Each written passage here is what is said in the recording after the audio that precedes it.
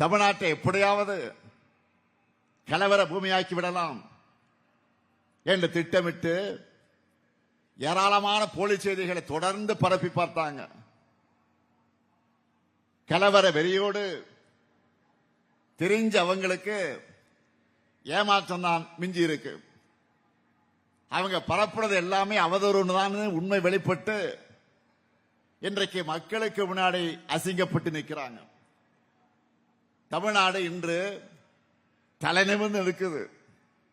அந்த பெருமிதத்தோடு தான் தமிழ்நாட்டோட எதிர்கால வளர்ச்சிக்கான திட்டங்களோடு வாக்கு கேட்டு மக்களான உங்களை சந்திக்க உங்கள் ஸ்டாலின் இன்றைக்கு திருவாரூருக்கு வந்திருக்கிறேன். நேற்று முன்தினம் நான் வெளியிட்ட இந்த தேர்தல் அறிக்கை சூப்பர் ஸ்டார் என்று இதற்கு பெயரை சூட்டி இருக்கிறோம். ஆக நான் வெளியிட்ட இந்த தேர்தலுடைய சூப்பர் ஸ்டார் நம்ம தேர்தல் அறிக்கைய நீங்களாம் பாத்தீங்களா? டிவியில பாத்தீங்களா?